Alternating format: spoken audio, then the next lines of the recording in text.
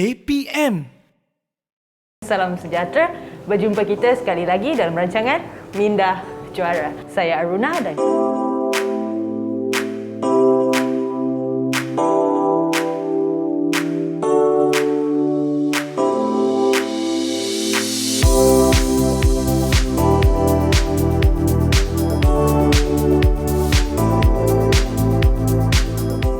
kita akan bersama-sama untuk mengenali dan mempelajari bagaimana untuk menjadi seorang juara.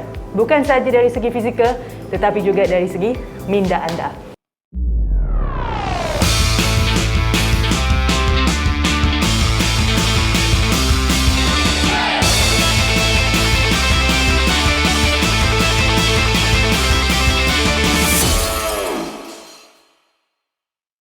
Kita masih lagi dalam episod ataupun dalam series untuk mengenal keperluan psikologi sukan dalam sukan khusus. Dan hari ini kita masih lagi dalam sukan para olahraga, Paralimpik dan sebagainya. So hari ini sukan yang kita nak kenali ataupun kita nak berbincang lebih lanjut adalah sukan powerlifting, para powerlifting. Of course, kita ada tetamu khas kita pada hari ini, yang lain dan yang bukan, kita ada Jim.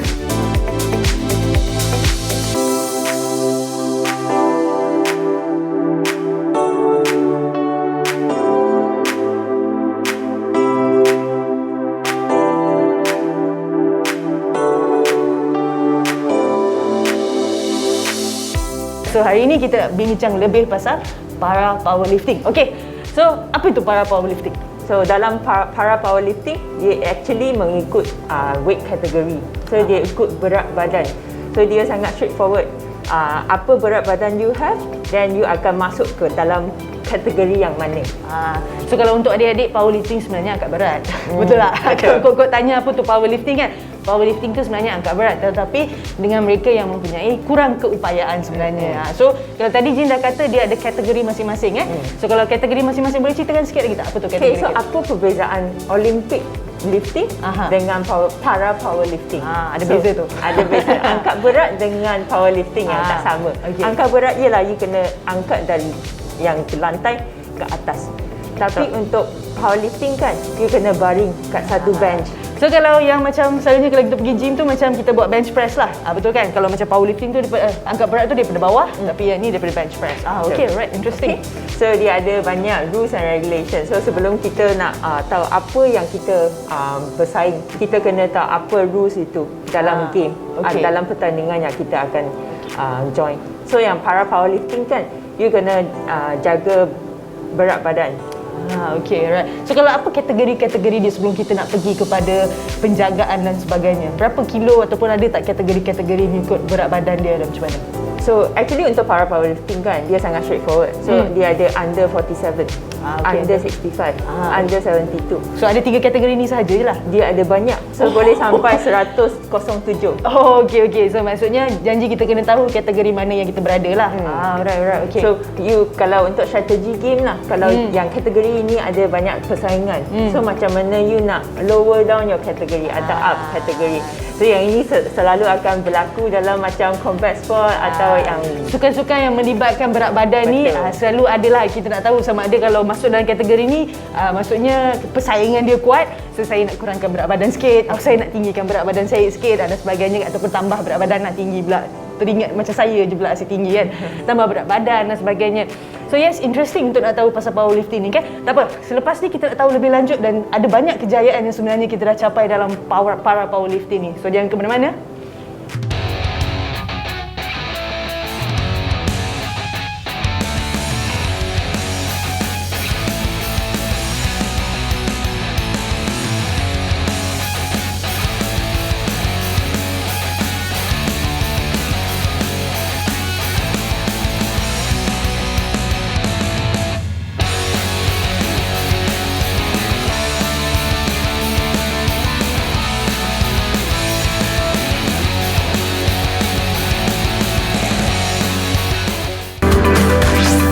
Didik TV KPM.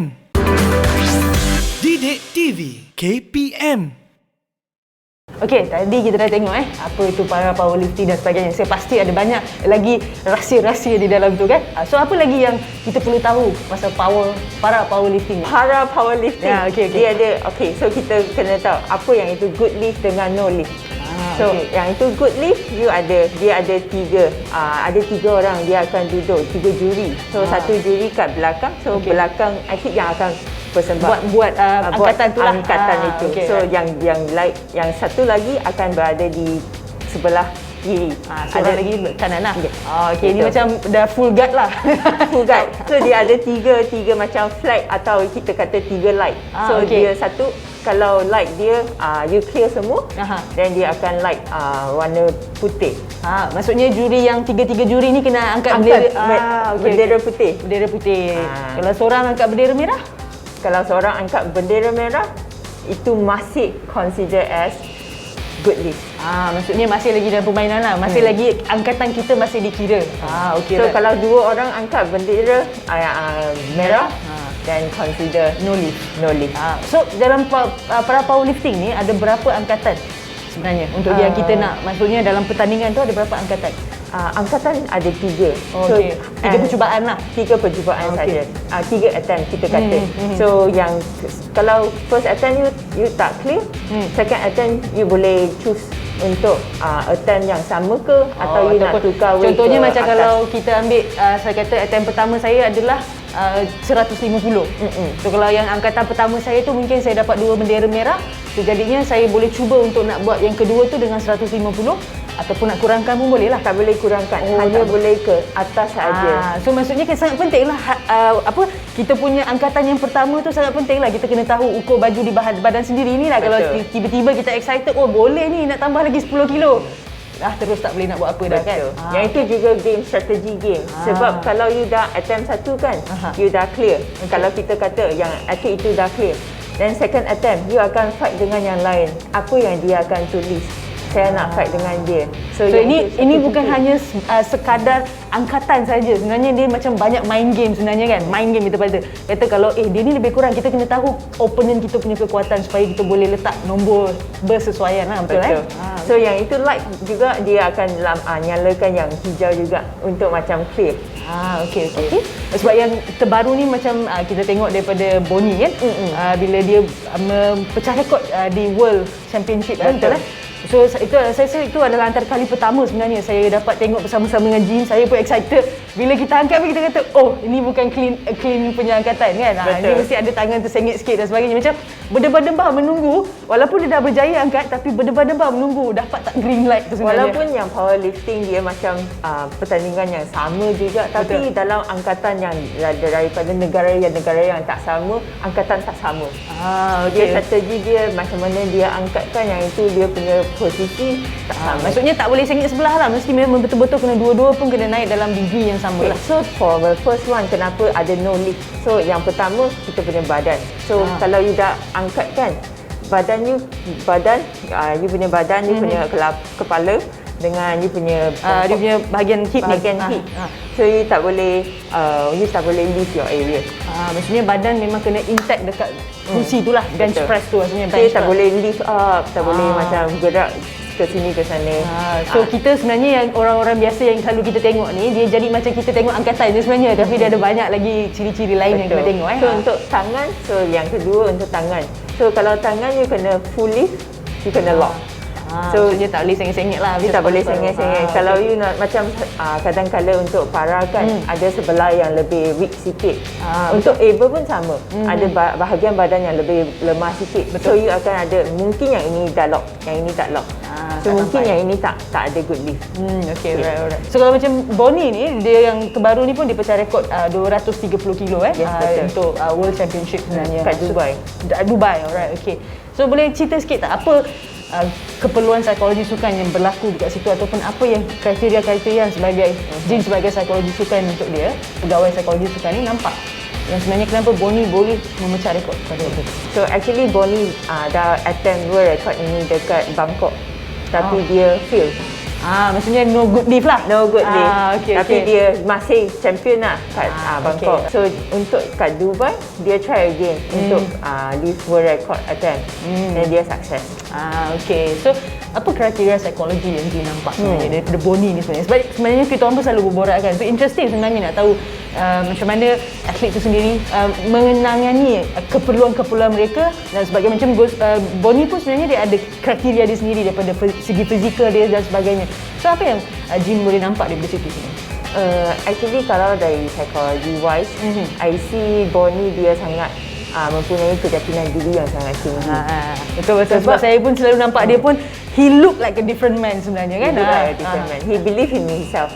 So dia ada apa dia tahu. Dia sebab dalam training dia bersungguh-sungguh. Apa yang dia buat memang dalam para powerlifting ke, angkat berat ke, Olympic lifting ke, yang kategori ini you memang kena bersungguh-sungguh dalam training. Apa yang you boleh buat, kalau kat training tak boleh buat, kalau kat competition memang tak boleh. Maksudnya ni macam reality check lah. Kalau let's say dekat training you boleh buat 230, mungkin nak pecah rekod ke apa boleh tambah lagi 1-2 kilo. Sebab kita cakap pasal maximum punya repetition ni tau. That is the maximum that you can lift. Kalau untuk normal kan, macam untuk atlet yang menyertai acara-acara macam powerlifting kan, dia memang akan angkat lebih banyak dalam training itself. Right. So dalam competition mungkin dia tak boleh angkat yang seperti dalam training. Betul. So tak boleh nak bawa balik dia replication the same thing. Tapi ada yang juga macam hari ini saya form sangat bagus. Flow ada feeling lah. Maksudnya kata bila dah ada keyakinan, lepas tu dia dah nampak dia punya opponent, dia dah nampak dah ni adalah satu strategi yang dia boleh guna. Maksudnya risky jugalah sebenarnya. Sebab kalau kita boleh hanya buat satu attempt, kalau no lift, maksudnya kita hilang peluang tu sebenarnya kan. Betul tak? Right. Okay. So apa lagi yang daripada Bonnie yang kita rasa adik-adik boleh nampak sebenarnya? Actually yang Bonnie punya tangan, dia sangat kuat. Sebab dan dia lean strength, walaupun tak panjang seperti orang biasa kan, tapi dia sangat strong in terms of lifting. Yang itu actually sangat susah.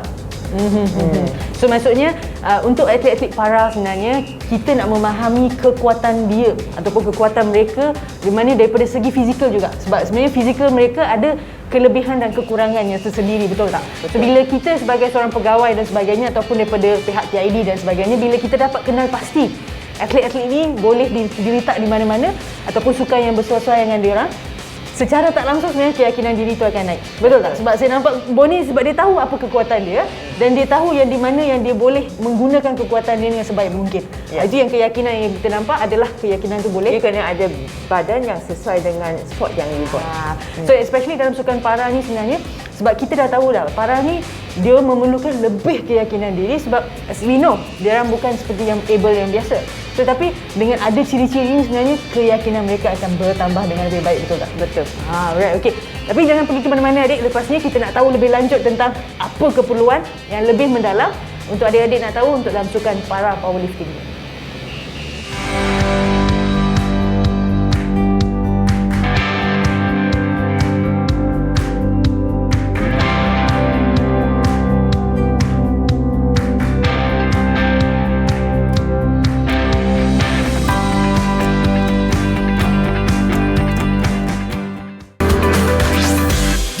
TV KPM.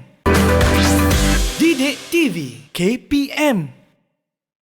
Okey, tadi kita dah tengok banyak pasal Bonnie interesting sebenarnya sebab hari ni kita sebenarnya lagi mendalami atlet tu sebenarnya apa keperluan dia dan sebagainya. Ada tak keperluan-keperluan lain yang sebenarnya Jin nampak? Actually yang satu yang saya memang kagum dan saya macam memang impressed ialah dia punya mentality. Dia sangat relax. So actually relax is the key. So macam mana dia approach game dia. So dia masuk, dia bukan macam hari ini dah competition saya sangat nervous ke, saya gugup ke. Dia memang gugup. Orang yang pergi competition memang akan gugup. Tapi untuk dia confident. Dia masuk, dia rasa actually I'm ready. Okay, alright. Dan dia relax saja. So buat apa yang dia buat. So yang dengan apa yang dia buat dalam training, dia akan buat dalam competition. Maksudnya have a very clear vision lah sebenarnya kita katakan. Walaupun gugup, walaupun risau, tetapi dia tahu apa dia punya jalan kerja dan dia pastikan dia buat apa yang patut dia buat sebenarnya. Betul tak? Sebab dia tahu saingan dia adalah antara dia dan diri dia. Sebenarnya untuk angkat berat ni ataupun powerlifting ni, it's within you. Yes. Betul tak? And I think ada satu dia mention kepada saya, dia kata yang competition ialah antara dia dengan bar itu saja. So when he lay down, so dia macam dia dah baring kat atas competition punya stage kan. Okay, dia dah atas Dia kursi tu hanya lah. nampak bar dengan dia saja. So maksudnya tunnel vision lah ni, Yes. betul-betul tunnel vision. So dia tak ada fikiran yang lain. Dia memang dah fokus pada bar itu dengan diri sendiri. So berapa saat saja Untuk Satu angkatan? Satu angkatan 2 minit. So untuk macam dia lay down and then guna strap yang itu untuk fixkan body posisi. And Daripada then awal sampai habis tu 2 minit lah sebenarnya. 2 minit. So dalam 2 minit tu dia bawa akan fokus tu sebagai tanah, dia pegang kan, betul tak? Dia pegang, dia akan rasa bar tu. So bila dah rasa that everything is there, ada certain yang akan cakap self talk. So biasa nampak dia orang akan cakap self talk. ada yang buat breathing.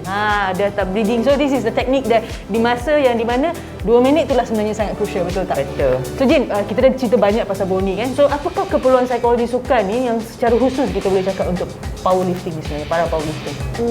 Saya akan cakap yang satu yang sangat general tapi sangat khusus dalam yang ini ialah routine. Okay. Macam mana you prepare yourself. Macam Bonnie kan dia relax masuk sebab dalam training dia pun relax. Kalau you yang suka yang ini kan, you memang akan rasa different, perbezaan. Kenapa hari ini saya lebih gugup? Mungkin you tak boleh perform sebab routine tak sama. So kalau let's say contohnya macam saya ni orang yang sangat a bit aktif, tiba-tiba nak pergi competition saya rasa nak cool down, boleh tak? Tak boleh. So yang ini memang you akan out of your routine. So okay. macam mana buat you sendiri hype up. Yang ini sangat penting sebab ada orang yang sangat diam sebelum competition. Dia kena macam menenangkan diri. Betul. Dengan lagu yang macam slow sikit. Tapi kadang-kadang ada orang yang memang hype. So dia kena hypekan dia punya jantung, dia kena Maksudnya activation lah, kena buat Yes. activation. So adik-adik, kalau let's say kalau selalu terikut dengan orang-orang, tiba-tiba awak ni memang seorang yang sangat relax, tenang-tenang, tiba-tiba pergi sana nak melompat-lompat kiri kanan, memang tak pasal-pasal lah, cari masalah. yang itu juga satu problem. Tak boleh overhype sebab ada orang yang dia overhype. Dia rasa macam yang ini pertandingan, saya memang dah lama tak pergi pertandingan. Betul-betul. Dah lama duduk rumah sekarang ni, Betul. tiba-tiba masuk competition kan tak pasal-pasal pula kan, betul tak? Dan dia overconfident. Yang satu okay. problem ialah overconfident. So sebab yelah rutin tu sangat penting sebenarnya. Betul. Apa yang kita buat di training itu yang kita nak execute balik dalam sebenarnya dalam sukan tu sebenarnya kan. Sebab dia antara dia dan bar, macam Bonnie cakap lah, antara dia dan bar saja sebenarnya. Tak ada benda lain sebenarnya kan. Kita Dan buat itu actually sangat penting especially untuk atlet. Tak kira dalam sport apa, you kena ada fokus pada diri sendiri, apa kemampuan diri dengan apa yang you kena buat. So focus on the present. focus on the present. So rutin kita dah cerita, ada lagi tak yang nak tambah untuk adik-adik kita? Ada satu daripada bukan Bonnie, yang satu lagi ialah Jong Iki. okey. Juga satu para powerlifter dalam Malaysia. So dia pun sekarang juga rank kedua pergi ke para Olimpik Tokyo. Okey. Okay, so untuk dia memang kena yang motivation yang tinggi. Macam Bonnie tadi very relaxed. So he's a very calm person. But come to Jongki, is it? Iki, right? So untuk Iki ni sebenarnya dia lebih kepada orang yang bermotivasi tinggi. Dia motivasi tinggi, dia juga kena ada keyakinan diri yang tinggi. So I think untuk yang key kan, untuk macam essential thing ialah keyakinan. Alright. So untuk para powerlifting, the main keyword is keyakinan diri. Betul tak? Sebab macam kita kata, kita quote balik Bonnie it's between you and the bar. Yes. Antara you dan bar sahaja. Alright, okay. Saya pasti banyak yang kita dah share sebenarnya kan. Kita ada kengkangan masa dan sebagainya. Kalau tidak, saya rasa boleh borak dengan Jin pasal Bonnie dan atlet para powerlifting ni atau Ki, atau saya rasa boleh pergi sampai 3 episod ni sebenarnya. Tapi untuk adik-adik, hari ini adalah lebih untuk mengenali sukan tu sebenarnya. Dan kita berkongsi sedikit dengan pengalaman-pengalaman atlet itu sendiri sebenarnya. Sebab apakah yang memerlukan ataupun resepi-resepi yang kita nampak di mana menghasilkan kejayaan kepada atlet itu sendiri sebenarnya. Setiap atlet berbeza, tapi bila kita tahu apa kelebihan kita dan kekurangan kita, pasti kita akan tahu apa yang patut kita buat. Betul. So dalam sukan para powerlifting ni sebenarnya, rahsia kejayaan dia adalah keyakinan diri, relax ataupun tahu untuk bermotivasi tinggi, dan pastikan anda stay in reality. Apa yang anda angkat di training tu, itulah kemungkinan besar anda boleh angkat di waktu competition juga. Soalan untuk hari ini ialah, tuliskan apa cabaran yang anda mengalami dalam sukan anda sekarang.